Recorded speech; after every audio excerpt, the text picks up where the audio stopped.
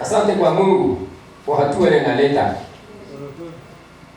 Ninajua kilio kitakuwa sehemu fulani, kwa sababu mbele hata na mimi nifike hapa walinialika kwa biro nyingine kule, kwa sababu kazi ambayo tumepewa ipendeza wengine.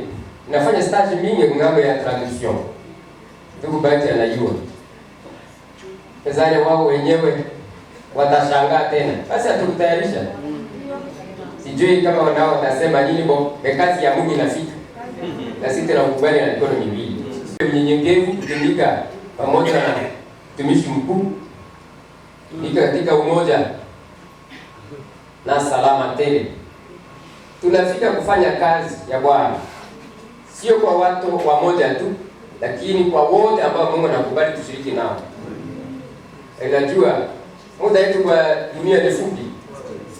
Na kwa muda ambao unabaki, basi acha Mungu yeye mwenyewe tutumie kwa neema yake. Kitu ambao nitaomba ni tutumike mikono kwa mikono na Wakristo wote katika upendo, katika salama.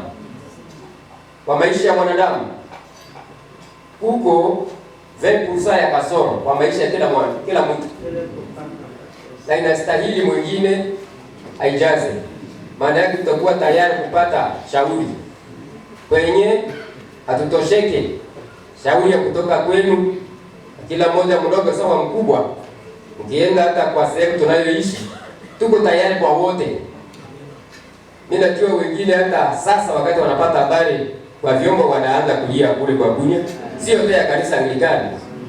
Kwa sababu hata 18h wengi wanafika tunaomba nao. Asante kwa Mungu kwa sababu sisi tunaomba uwezo yeye naye atende.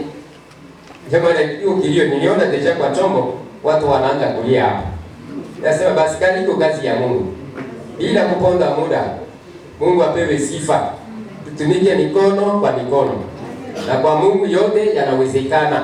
Sina shaka yeyote. Kwa hiyo tumemaliza, acha raporo ambayo mtumishi mkuu ataenda naye mahali atakapokwenda, Mungu naye awatumie kule.